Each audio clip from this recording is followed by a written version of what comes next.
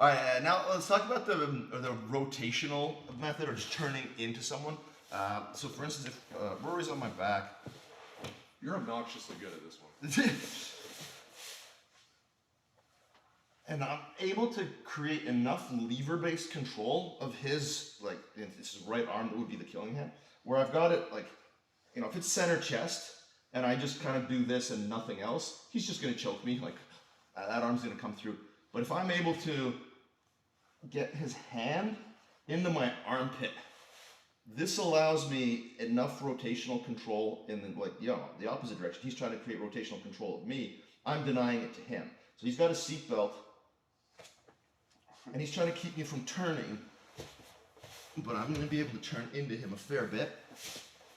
And if I'm able to use now the hooking grip over his biceps here to poke my shoulder out, now I'm in really good shape. He can go to body triangle me here, and that would prevent this from working. So again, we kind of talked about in previous videos, once somebody gets a body triangle on you, that's a much more difficult thing to deal with. But I've got something to say about it, right? Like, he can't just transition to a body triangle as long as I'm keeping this leg fairly high. Even if he goes to take that leg out, if I'm just controlling his bottom leg and climbing, knee elbow connection, I should be fine. I'm just recreating good structure. I'm recreating good base. My posture now, I can use my head, like pen dispenser style, the way we do when we're passing, to affect someone's posture. And I can pull myself on top of him. Because my elbow is across the center line, I still have to deal with him trying to climb up and get back on my back. But as long as I'm holding his arm, denying him base, I'll be okay. And then I'll eventually be able to find my underhook and my top position. The same principle can be used controlling the leg. And if you want more information on this, probably the guy that teaches this stuff the most is Preet Mickelson. And I'm certainly not like trying to preach shit, but this is an approach that I use as well, and I find it pretty successful. And I teach it to my students because, especially beginners, because I want the person on the back to be able to deal with this. So I teach this less as a like, hey, here's the best way to escape, although it is good, but more in the sense of like, people are gonna do this to you, learn how to deal with it, learn how to adjust to it. So, and if I'm able to use the grip here, great. If not, and I'm not able to like pull his hand into my armpit, let's say it's fairly high here, I might just set my elbow in base, project my shoulder into my neck. So if you go to choke me now, that's a huge part. It shouldn't be available. If I'm just like this, and yeah, that's a pretty big problem. So I'm just creating a shrug. I'm keeping my chin close to my shoulder, and I'm projecting my shoulder through his forearm. So he goes to choke me, and now I'm just rotating, pulling myself on top. Here's the big problem with this, as a like go-to escape proposition, is in this process, my wrist will become available.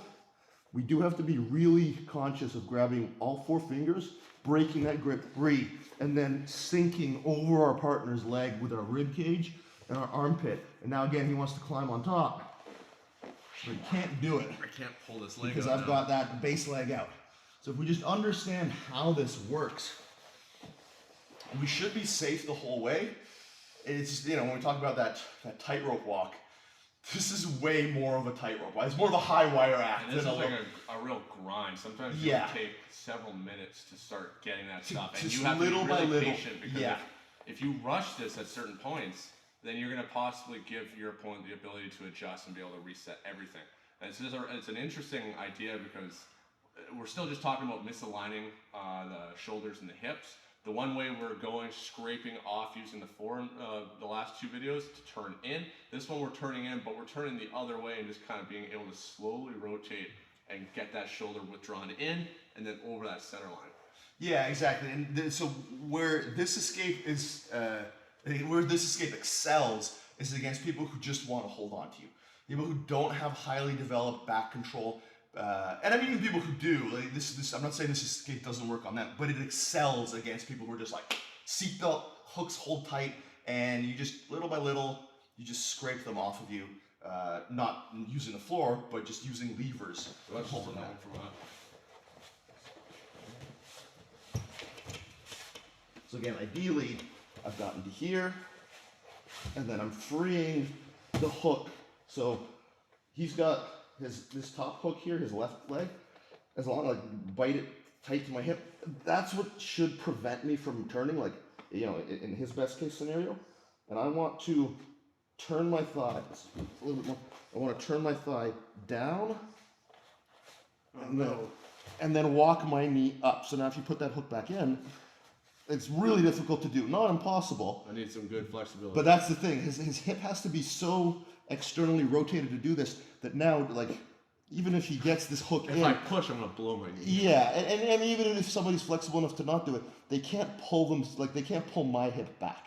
Whereas if we're here, just a slight hamstring curl, you can pull my hip way back. So I'm looking to turn and climb. I can extend my leg, but just be wary, not too much. If I overextend, he just body triangles me, and then this escape goes to shit.